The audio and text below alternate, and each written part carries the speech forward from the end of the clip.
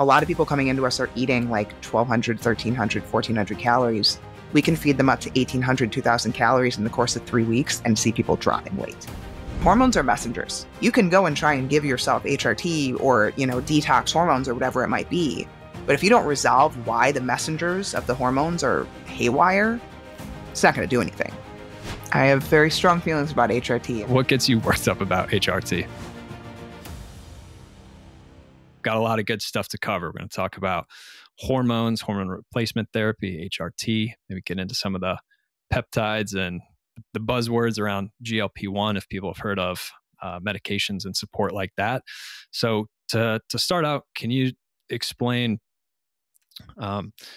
your view on hormone imbalances that so many people start to come across, especially in mid-age and beyond, and how your take might be a little different from what the average person hears out there?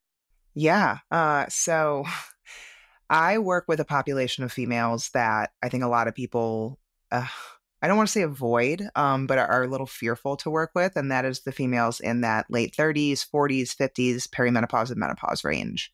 Because it seems like the rules of calories in, calories out, and, move more, eat less, and all of those things that we think work with feeling good and looking good doesn't apply to this population. And people in this time of life get really frustrated because everything they used to do doesn't work anymore.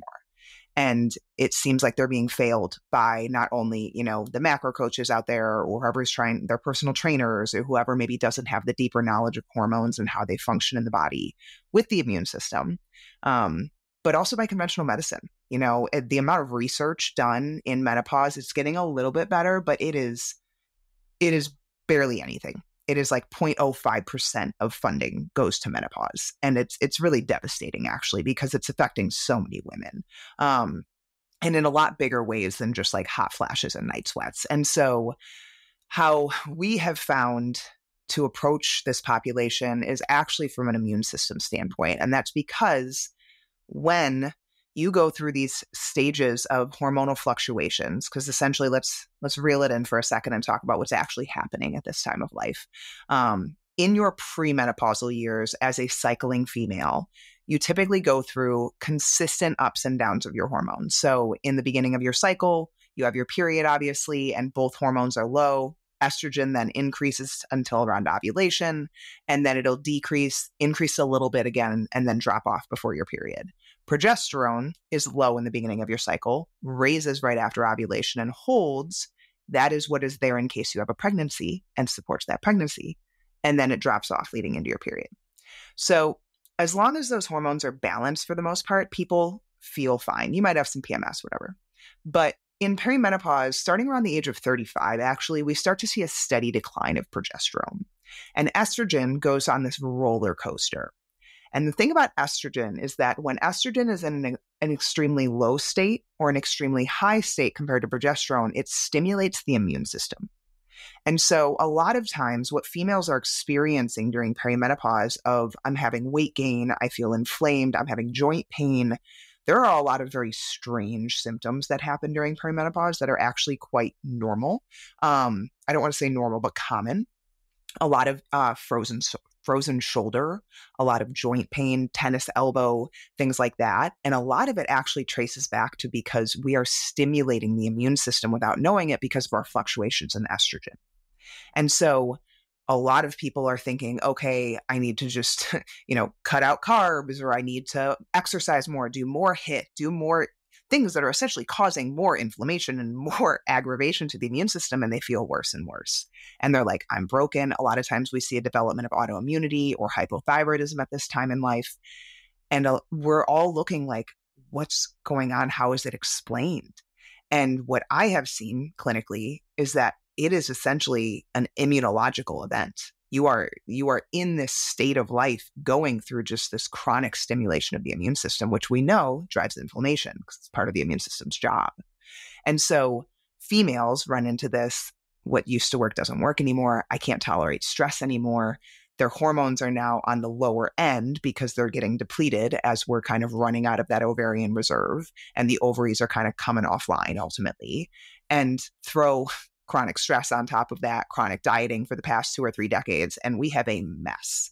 And so how we approach this population is very different than how maybe a conventional trainer or health coach or whatever it might be approaches it, because we realize that it's much bigger than this person's metabolism has slowed down, or, they're not exercising enough or eating healthy enough. So that was a lot. But that's kind of in a nutshell what we see going on in this phase of life, and why hormones are not eat more, nourish your hormones per se, because if you have someone that's inflamed and immunologically a mess, that might just rev the engine of inflammation and drive even worse of a situation. Okay. Yeah. So that's interesting. And even I'll rewind a little bit back to where you're talking about exercise more, change your diet, because those are things that people, hear a lot. They get thrown out there a lot, and it's frustrating. I meet a lot of people too, who a lot of women in, even before perimenopause, are like, I'm doing everything. I'm working out harder than ever. I'm watching my diet better than ever. And I'm not getting any of the results I want. They are very frustrated and, a little bit defeated, because they're like, what else, putting every ounce of energy I have into this. And then the last piece you just said is so one more, I think, like offset to that has been to super high calorie restriction, and you need to go exercise more. Swinging the other way has been like, you need to eat more.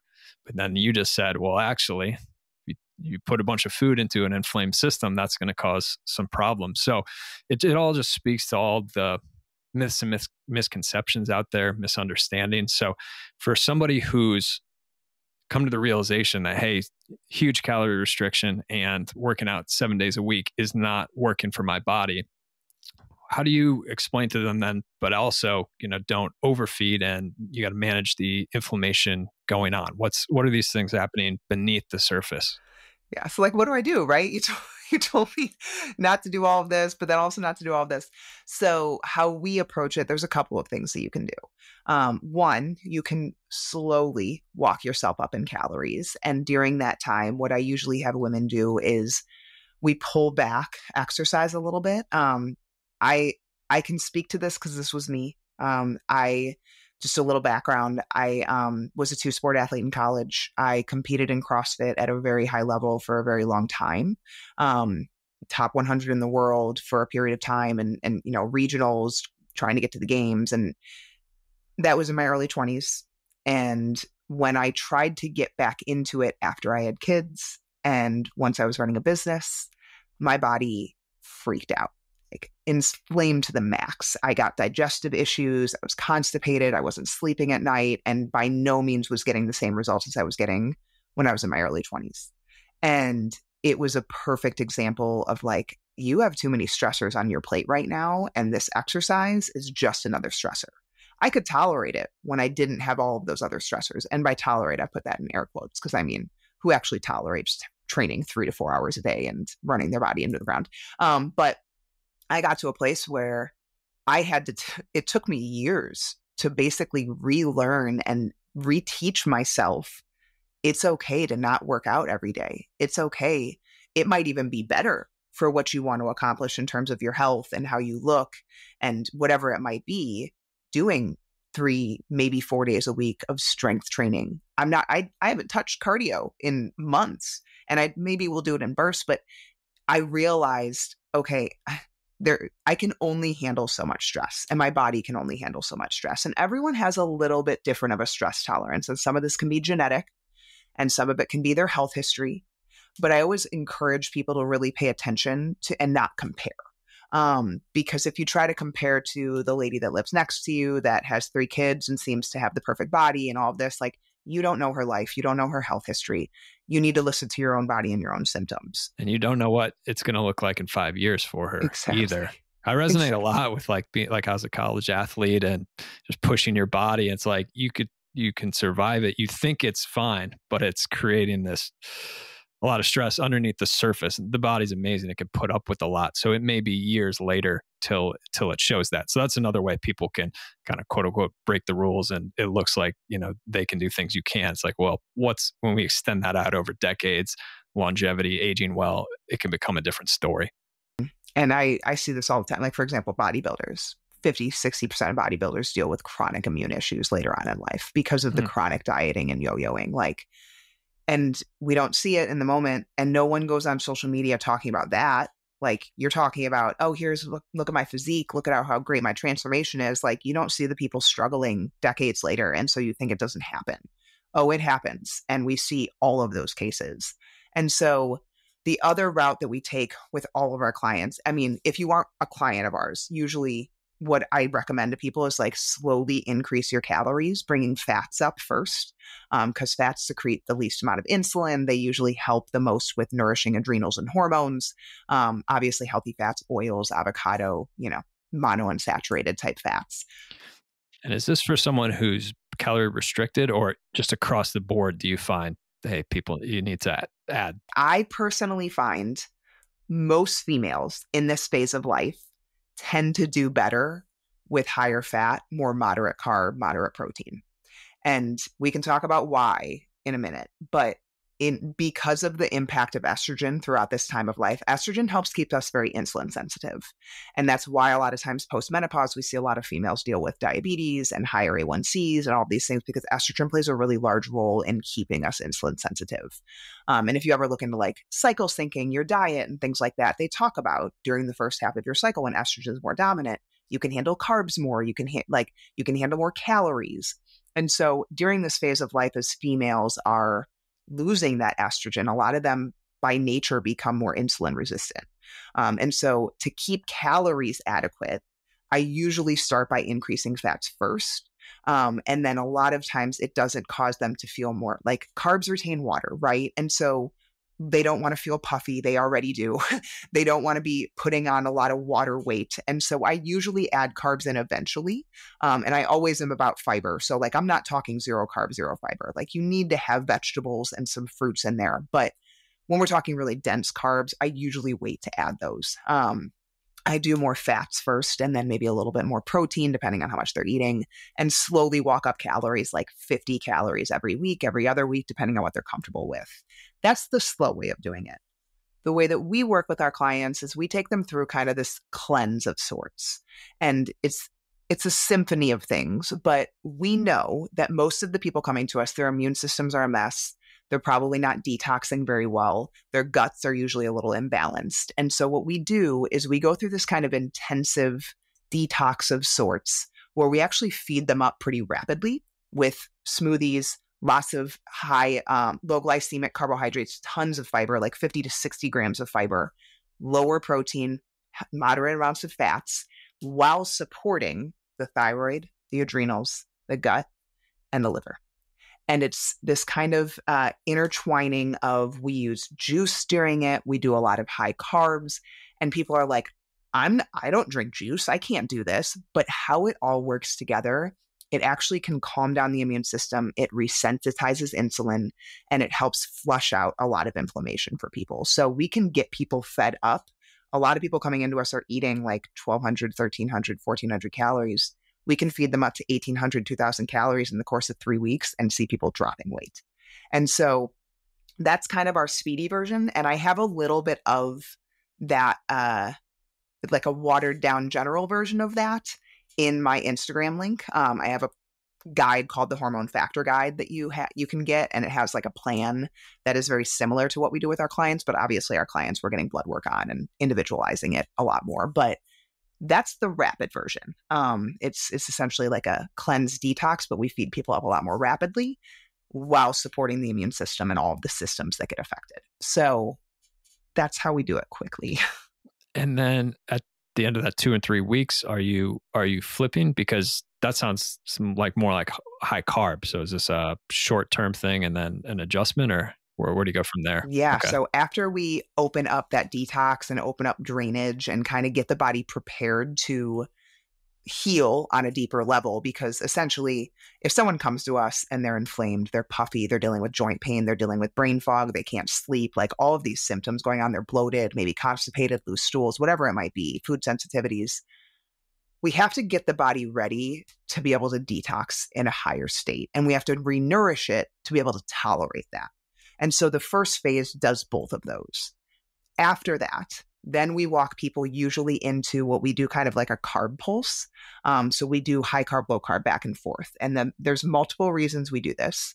One of them is trying to bring some metabolic flexibility back and help people be able to run on carbs and fats. Two, it helps us see, do they feel better on one or the other? And that gives us more insight. But three, the immune system has kind of this window, and the adaptive and innate immune system work in different windows. But the initial immune system response has about a 72-hour window. And so when you're changing diet every few days, the immune system doesn't have a chance to build back up in terms of its response and inflammation. And so whenever you hear, for example, someone has a horrible, debilitating autoimmune condition, and then they go carnivore, or they go keto, or they change their diet, or whatever it is, they typically feel a lot better in the first 6 to 8 weeks. And then some people, lucky people, things stay resolved. Other people, things start happening again. And it's because we go to something, and that change, that diversity, was what resolved the immune system temporarily. But because there wasn't deeper healing, then the immune system is able to build back up, and then symptoms come back. And so by switching diet back and forth alongside, we work the gut at this time. So we're kind of shocking the gut depending on what we have in terms of symptoms, sometimes herbs, things of that nature, repairing mucus layers, repopulating, getting butyrate back in the mix, all of those things depending on who the client is, because we know a large portion of the immune system resides in the gut. That's kind of a larger phase after that initial phase. And then beyond that, during both of those pieces, we're ultimately feeding them. The initial phase we feed up. The second phase, we're going back and forth between high carb, low carb, still feeding them quite a bit. And this whole time, they're either usually losing or at least maintaining, but improving symptoms. And then that is where we go into sometimes the deeper fasting work, hormonal balancing work, because hormones are downstream, right? Like hormones are not the first thing I address. They usually create a lot of symptoms, but hormones are messengers. So they're just feeding off the rest of the body. And if the rest of the body's a mess, you can go and try and give yourself HRT or, detox hormones or whatever it might be. But if you don't resolve why the messengers of the hormones are haywire, it's not going to do anything. So we usually wait until we resolve the bigger pieces. And if the hormones at that time still are a little bit of an issue, then we go to them. Okay, nice. I think that's important for people to hear because, again, it's super common for people to be recommended, hey, you need to go on HRT, take a bunch of hormones, because either your levels are off if they're even tested, or just like, hey, you're having these complaints. Let's see if this helps. Yeah, sure. Yep. I have very strong feelings about HRT. Let's talk about it. Yeah. And I mean, prednisone's tricky, right? Because what's it doing? It's suppressing the immune system. It's suppressing inflammation, but we haven't resolved why the inflammation is there, why the immune system is so active. And I tell people all the time, like, we focus on all these things like mold and Lyme and long COVID and my Hashimoto's or whatever it might be. And at the end of the day, what's at the root of all of it? It's an immune system that can't calm down, right? And so, yes, can we eradicate the mold? Can we, move out of our house or whatever it might be? I have plenty of people that come to us that have done all of that and they're still dealing with symptoms.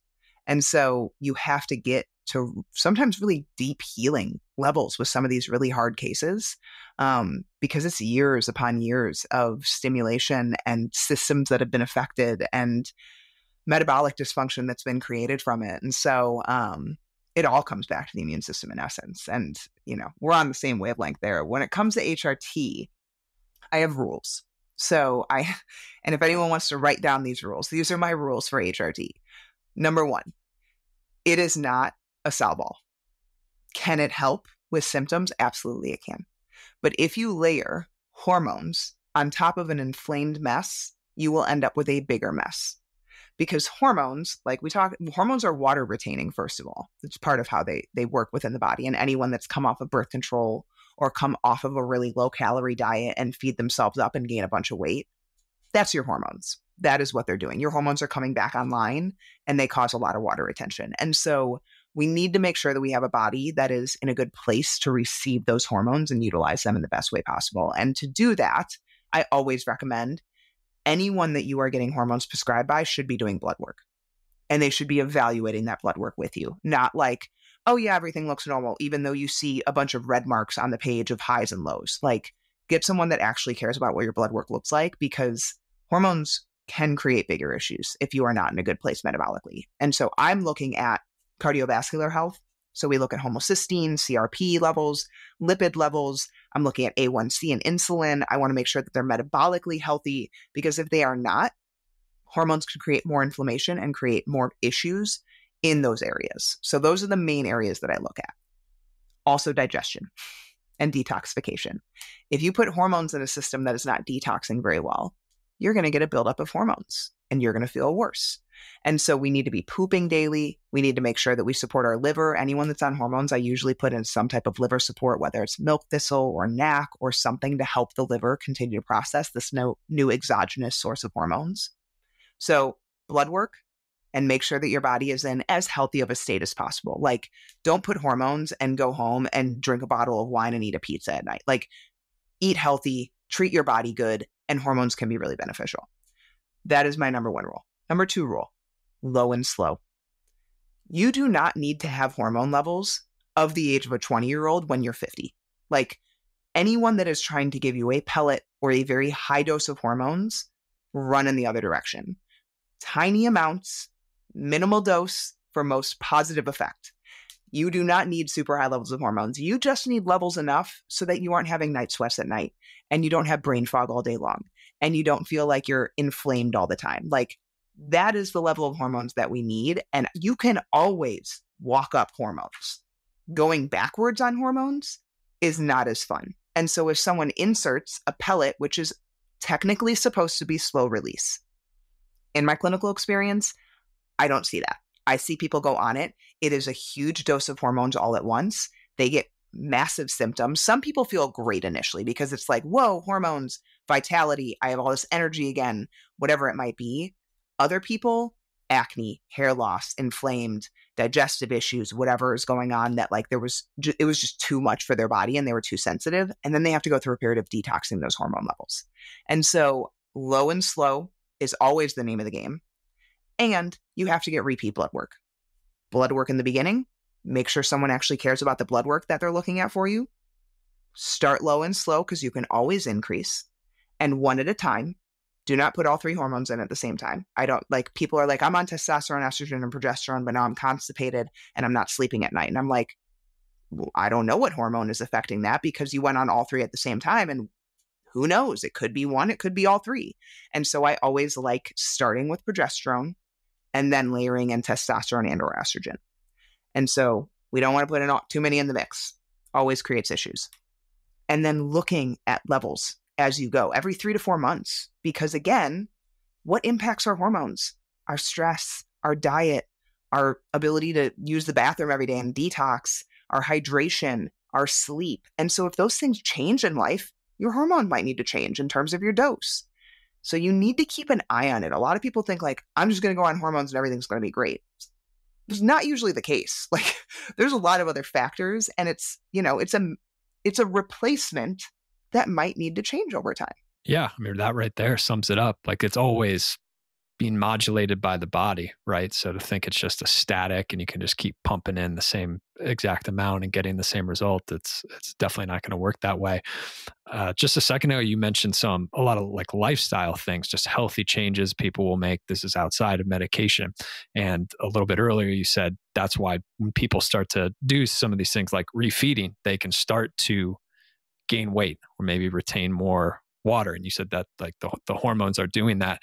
Can we break that down a little bit? Because I find a lot of people do run into that. They're like, I'm making all the efforts to get more healthy, right? They're like, okay, I finally stopped under eating. Now I'm eating a more healthy amount, but I'm gaining weight. And that's like the last thing people want. They'll almost be like, they're like, I'll lose hair, I'll be tired in bed, but just no weight gain. So it's really, speaks to our kind of image-minded society. But and I'm right there with them. Like, I've laughed at myself sometimes, being like, oh, I've talked about this before, and look at where my mind's going for a little small change. So can we break down why even when someone's making healthy changes, why they can start to see the weight gain. And then if there's any tips to where they can modulate that, keep doing the healthy stuff, but also modulate these big swings that come from the hormones.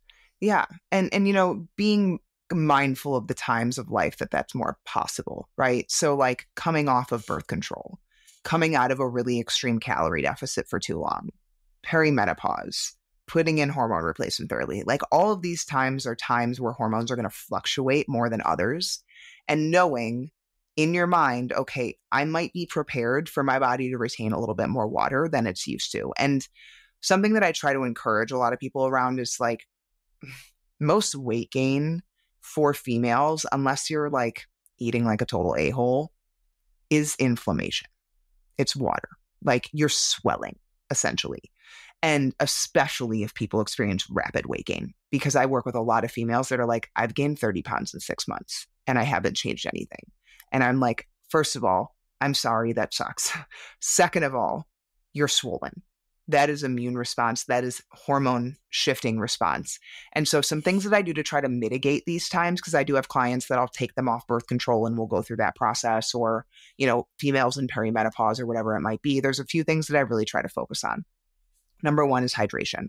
So I'm a huge fan of not just water, but electrolytes, obviously, and keeping in adequate sodium, and more sodium than you probably think, because a lot of people that come to us are already eating healthy. And if you have a healthy diet, you're probably not taking in very much sodium because you're not eating processed foods, you're eating real foods, and you might not be salting them all the time. So electrolytes are a huge piece, because if you have an imbalance of electrolytes or too much water with no sodium or electrolyte, you're going to actually store more water outside the cell and look inflamed and puffy versus inside the cell and look more lean, toned, whatever look that people are typically going for. And so hydration and electrolytes are pivotal, and way too many people do not focus on them. So that's always number one. Number two, fiber, and making sure that people are having bowel movements daily, because estrogen in particular, not getting too much into kind of like a hormonal cascade, but hormones are kind of this waterfall and they flow through each other. And so they start up in pregnenolone and DHEA, and it flows down into testosterone and our androgen hormones, and those aromatize into estrogen. And estrogen is kind of this bucket at the bottom.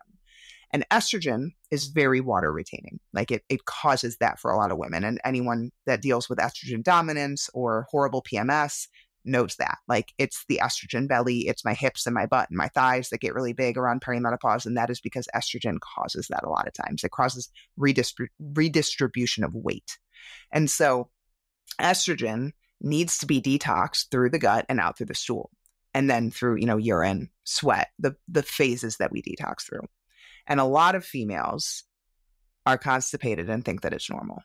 And they don't go to the bathroom daily, or they don't have fully relieving stools or whatever it might be. And I know in those cases, their estrogen is then recirculating back into the body, kind of pooling up in terms of levels, and they are going to feel it. And so we need to ensure we're going to the bathroom every day, and fiber can be really, really helpful with that, alongside helping to heal and seal the gut lining, cardiovascular health, and our arterial wall lining. So fiber is another piece that's huge. I usually say like 30 to 40 grams a day, if you can get that much in. And most females are not. They're not eating enough fruits, vegetables. They're terrified of starches and carbs. So a lot of females are not getting that in. So hydration and fiber are both huge. And then a lot of times I will increase non-stressful activity. So I'll have them walk more. Like research shows you could walk 2-3 hours a day without really stimulating the nervous system in a negative way. And so we can burn calories at a higher rate, but not stress out the system more. And then potentially I will put in, some thyroid support, a little bit of liver support to help the body along the way of pushing those hormone levels that we know are going to increase out. If I can get ahead of it and like make sure that they don't end up with super low hormone to begin with, I do. Whether it's HRT or there's certain supports that can kind of help support hormone levels during chronic dieting.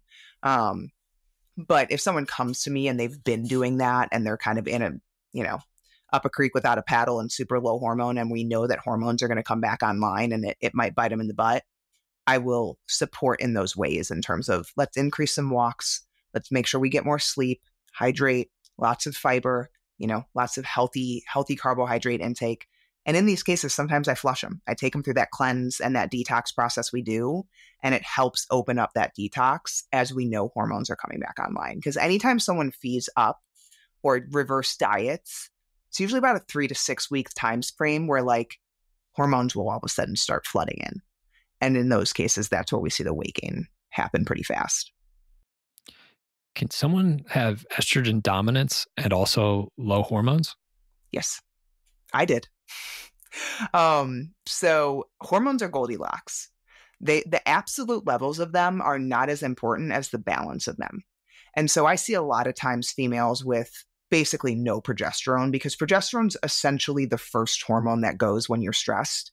And there's a lot of different belief systems around like why that is, whether progesterone's chemical makeup looks a lot like cortisol. And so, the body will steal progesterone to make more cortisol. It hasn't really been research-wise proven, but we do see that sex hormones are not necessary in our life, basically to survive. And so the body is not going to prioritize them when you are stressed. It will choose to make cortisol and sacrifice your hormones. And so progesterone always is the first to decline. Estrogen can actually be created in a number of different ways. It can be aromatized from testosterone. We have xenoestrogens in our world, lots of BPAs, air quality and water quality being poor, processed foods, all of these things that fuel excess estrogen from the outside world. And then on top of that, our fat cells can actually produce their own estrogen. So like there's a number of different ways that estrogen can get really high, and it might not even need to be that high, but it's high compared to progesterone. And so we'll get testing and people are like, I have high estrogen. I have PMS, my boobs hurt. I have horrible periods. They're super heavy. I have migraines. I have all these things. And then we test and their estrogen's actually like extremely low. Their progesterone is just much lower. And so it is completely normal and common to have low estrogen, but still be estrogen dominant. So to kind of summarize this, even if there's a hormone imbalance, you've mentioned a number of things you'll do beforehand, saying that the hormones are downstream effects, so you got to get these baseline. Otherwise, you're just adding more fuel to the fire if you dump in a lot of hormones. We've probably touched on some of them, but to attempt to summarize, what are like the most common myths or misconceptions people come in with that is just actually causing more problems? They think they need to do this to get better, get their hormones right, but it's causing a mess. Yeah. So a lot of females think they need HRT right away. And I'm not against HRT. I'm actually a huge proponent of HRT, and starting it sooner in life is better. Like in the perimenopause years, even if you're still cycling, but like your cycles are becoming irregular or you're having a lot of symptoms around them. I'm 36 and I take progesterone and I take it cycling throughout my, monthly cycle. But the research shows that the earlier you get on it prior to menopause and the longer you stay on it, the more benefit you get from the body. And so I am a huge proponent of, yes, putting it in, but there is a hormonal hierarchy. Sex hormones, like I mentioned, are not the top of that hierarchy. If you are trying to manage sex hormones like testosterone, estrogen, progesterone, and your adrenals are totally trashed, your thyroid's completely off, you can try putting in support for sex hormones and you might feel better initially, but you're going to bonk out because you have not supported the upstream things that then affect your sex hormones and how your body feels them. And so I am always looking at, does this person sleep? Do they have decent energy? Are they cold all the time? Are they losing hair? Like what symptoms are we seeing of potential adrenal issues or thyroid issues? And make sure that I am also supporting and kind of bringing back life to those systems, because I know that will downstream affect the sex hormone piece. And so a lot of people focus on the sex hormones because of the symptoms that can come with it. And I think sex hormones are becoming a little, like HRT and stuff is becoming a little bit of a hype thing lately. But we need to also realize that, like, okay, if you're trashing your body with stress every day, you're not getting enough sleep every night, you're not eating properly, or you're going through periods of not eating and then overeating, like we need to get those things in line first before we go to the HRT. because it's just not going to benefit you, and you're going to end up wasting money and wasting effort and being frustrated at the end of the day. So we have to look at those upstream things first, always. The other thing that people come in thinking is because they are having, for example, heavy periods or PMS or endometriosis or fibroids or cysts or all of these quote unquote hormone related things, that it's their hormones, that it's estrogen, that it's, whatever driving it. In reality, most period related symptoms are inflammation. They are not necessarily hormones. The problem is that the inflammation makes you much more sensitive to your hormones. And it also leaves you with less of this wiggle room because your period is technically an inflammatory event in nature. And so if you already have baseline high levels of inflammation, you're just going to be hit in the face even more every time your period comes around. And so again, hormones, not a root issue. Like they're being affected by other things in the body. And so many people just come in thinking, it's my hormones, I'm blaming my hormones. And it's like, no, Sally, you don't eat all day and then you drink 5 bottles of wine at night. And yes, you're going to have horrible periods every month. And so it is really bringing it back to, okay, we need to move our bodies in a smart way, not overtrain, because females are much more sensitive, especially in this phase of life, to high intensity training. I am outwardly spoken against things like F45 and HIIT and CrossFit and things like that for females in this age group. You have to sleep, get to bed at the same time, wake up at the same time. And for females that are struggling with sleep during this time, like find someone to help you or work through, magnesium, melatonin, like use things to help you sleep because it will make things much harder. Hydrate, hold muscle mass, something we haven't talked about yet, but a huge factor in this phase of life, not only to protect from osteoporosis down the line, but also muscle makes you more insulin sensitive. It is a glucose mop. It helps protect, it gives you the wiggle room. Like when you are in this phase of life, people that hold more muscle mass and are on the leaner side tend to do a lot better through perimenopause. And it's just consistency with it all. I think people so undervalue the consistency of treating their bodies well. And we want all of the quick fixes and we want all of the shortcuts and we want all of the things to not actually eat well and hydrate and not drink a ton of alcohol and sleep and, do the things that our bodies are going to thrive on. And we want to blame all the other things. And so, the immune system's really sexy. HRT is really sexy. I know a lot about both of them and how they can be beneficial. But at the end of the day, even my super complex cases come in and I'm like, I don't care what we're dealing with. We are not going to get anywhere if we are not sleeping, hydrated, nourishing our body, and managing our stress. And so that is a lot of the misconceptions that people come in with. It's like, we want to blame the hormones, when in reality, it's rarely the hormones.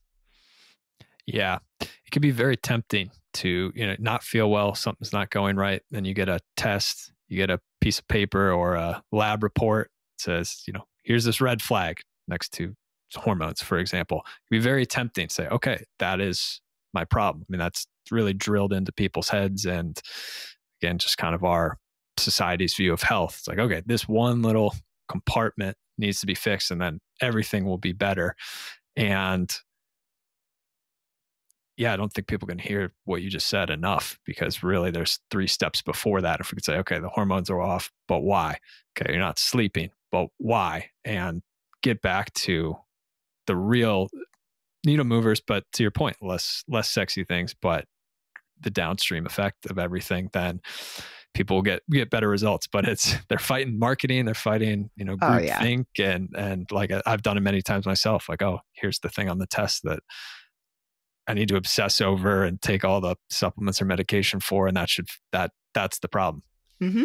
I mean, I'm guilty of it too, and I'm all about biohacking and finding the things that make my super stressful life not affect my body in a negative way, and I think I've found some of those things, but it's not a solo tool, right? I still, and you can ask my husband or anyone that knows me, like, I am the person that I will bring my food places. I will, not drink when everyone else is drinking. I will be drinking more water than everyone else around. Like, I am I am very conscious of what I know needs to be in place to help the other things I'm doing serve me in the best way possible. And everyone I know that is truly healthy and thriving does the same. There are no shortcuts. There are things that can enhance, absolutely. But if you don't have the foundations there, it does not matter. So the hormones have some hype. Another thing that has a lot of hype is peptides. And it sounds like you see a lot of that, work with that in your practice. So can we talk into them, and can you just give an overview of people who've heard the hype, but maybe don't actually really know what they are or how they're working? And then we'll go from there, because I imagine some similar things are happening as with the hormones. Like, oh, I just need this one thing. It'll solve all the problems. So we'll work our way through that too. Yeah. So we do use peptides. There's a couple that we use more frequently than others. We use the GLP-1s. They are far more beneficial than people realize when used properly. And we can talk about that. You know, the Ozempics, the Mounjaros, how they're being used right now is completely abusive. And it's actually doing more harm than good for a lot of people. But I will explain how we use them and how I think they can be a world changer if we get our heads on right about how we're using them. We use BPC 157 a lot.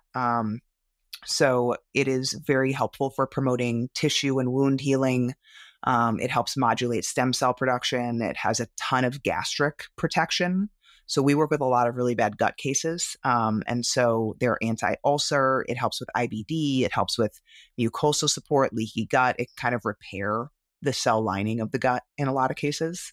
It's also very anti-inflammatory. KPV is another very anti-inflammatory peptide we use alongside BPC a lot of times. But peptides they're short chains of 2 or more amino acids that are linked by peptide bonds. So amide bonds, essentially. And they're naturally occurring compounds. I think a lot of people get it twisted because they're like, oh, they're drugs. GLP-1s are naturally occurring. They have been altered to have a longer half-life in the body. Pretty much it. And so there are more than, 7,000 peptides that have crucial roles in human physiology. And they work as hormones, they work as growth factors, they work as channel ligards, like they modulate channels within the body. They're anti-infectives, like they serve a lot of different purposes. They cause this like self-signaling response that may not be happening in the body.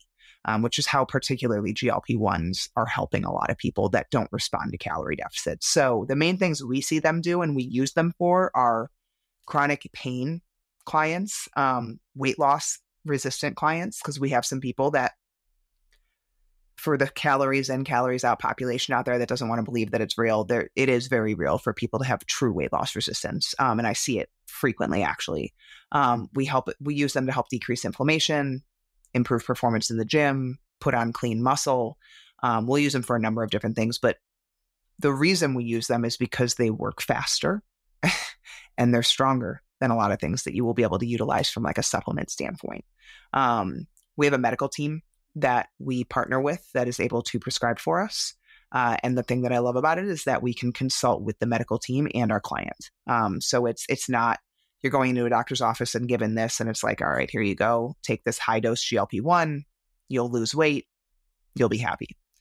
No, we use them very strategically and alongside that partnership and with the client to make sure that, one, they're getting the benefit from it that they should be, but two, we're using it as a tool to fix the bigger problem at play. It sounds pretty magical as you're describing all the things it can help with.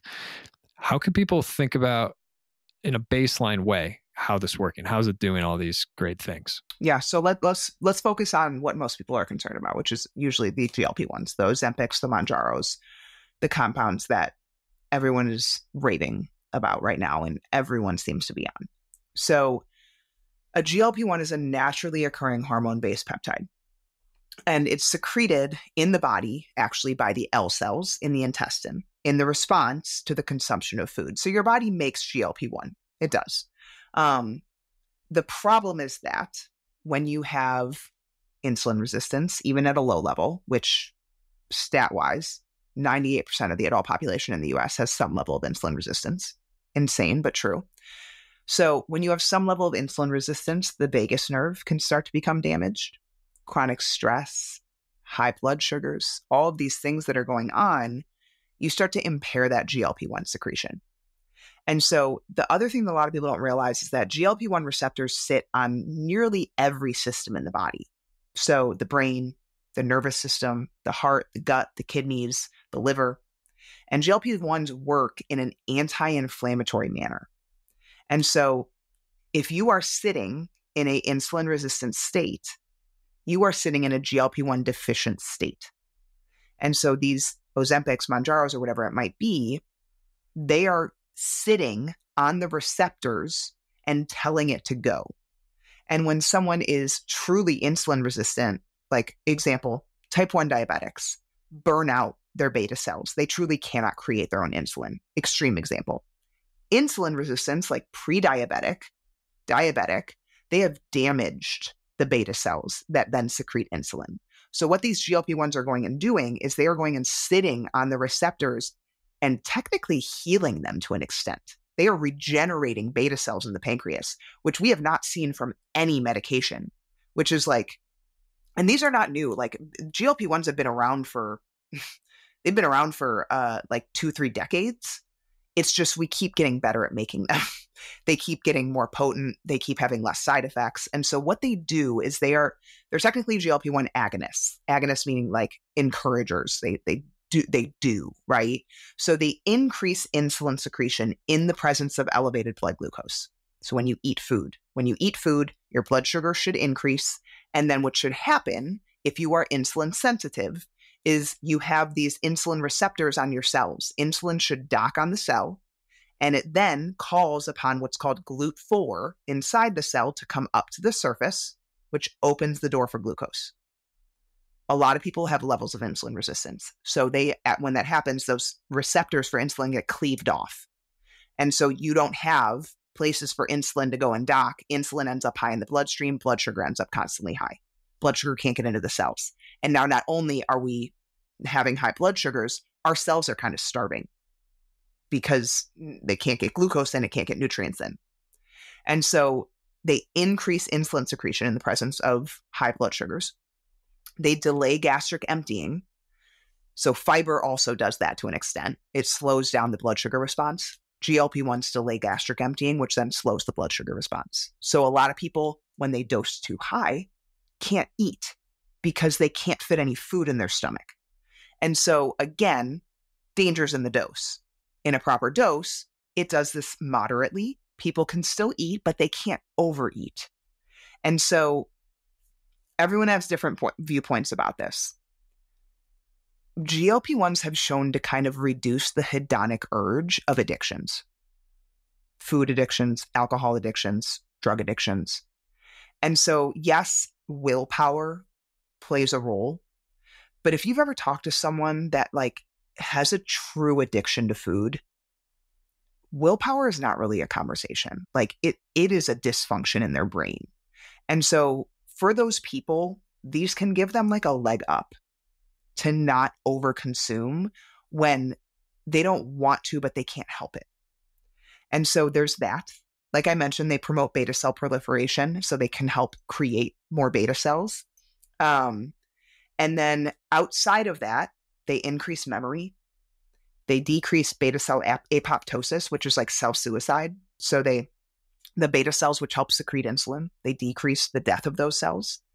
They're cardiac protective, and they decrease bone absorption. So we have osteoclast. So if we're talking like osteoporosis, osteoclast is where cells chew up bone. Okay. And then we have osteoblast, and that's where cells build up bones.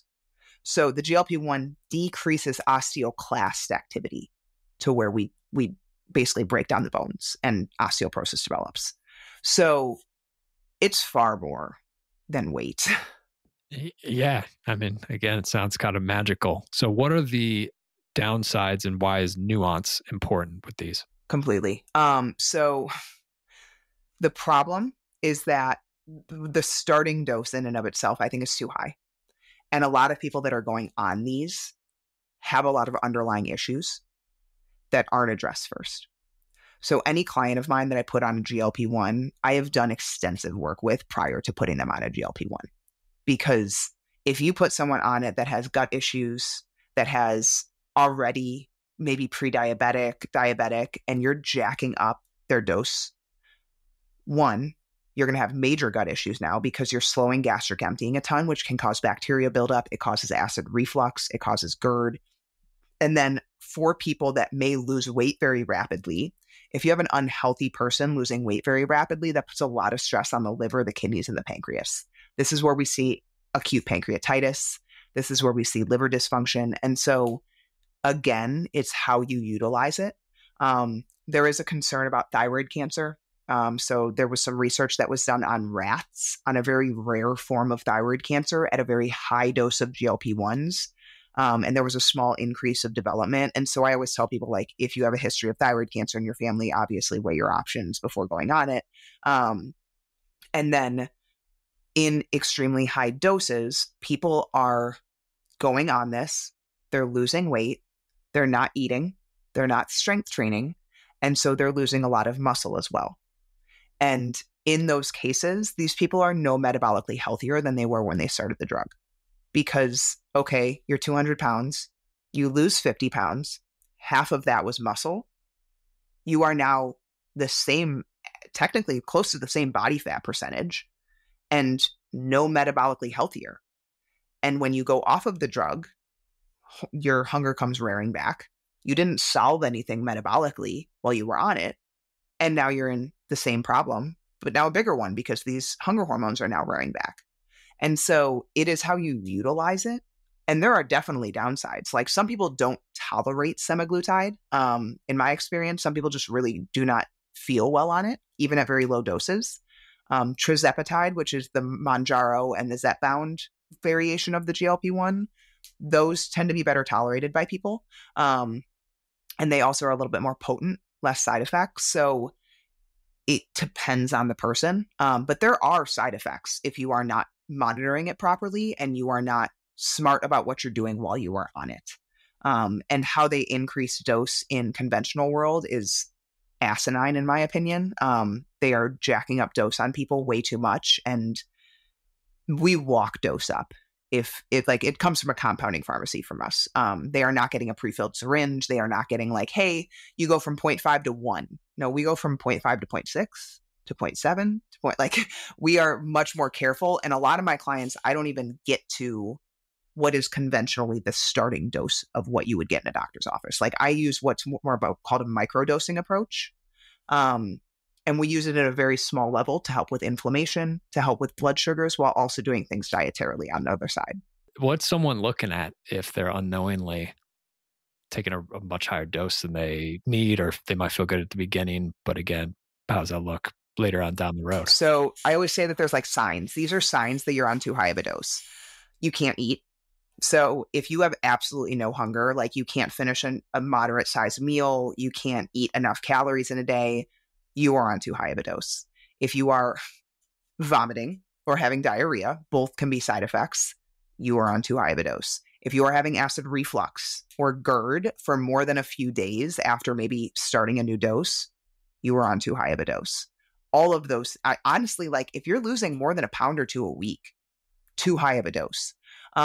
So, I mean, yes, they can feel magical. And I've also seen people be on them and not lose weight because those people are so metabolically damaged. And so, like, it's not a silver bullet for everyone. I'm very careful about when I put it in and what dose we get to, because the lower dose I can keep someone at, the better. The easier it is to walk off of it, the more benefit we can get. Again, lowest dose possible for the maximum effect. That is always my belief with anything, with HRT, with GLP-1s, with medications, like lowest dose possible. We do not need to crank GLP-1s, just like we don't need to crank hormone replacement therapy.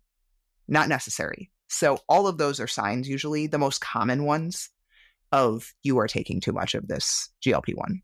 Yeah, very powerful tools, and definitely more nuance and the monitoring that you're talking about, I think, would be really, really valuable. So tread lightly. On that note, if people want to follow more of your work or they want to work with you on these things, what's the best way for them to follow you or contact you? Yeah. So I am on Instagram the most. I'm at the Hormone Queen. I also manage a practice of 6 practitioners that are all female. We work with just females. Sometimes males on referral, but males are easier to work with, I'll be honest. But we really have a passion for helping females and understand their bodies better. But we work with all females. Fit Mom is the name of our company and our practice. So fitmomlife.com is our practice that you can find out more information through. But I'm mostly on Instagram. You can find me on there. You can shoot me a DM. I'm actually in my DMs answering people. So you can always find me there. And then, like I said, I have the Hormone Factor Guide, which is kind of my starting point with all of my clients. And so you can get that for free via my social media, and then start with that yourself and, see what it gets you to. But yeah, that's where I'm at. And then I also have a podcast called The Health Revival Show. I co-host it with my business owner, Liz, and we've had that for almost 4 years now. So yeah, those are the places you can find me.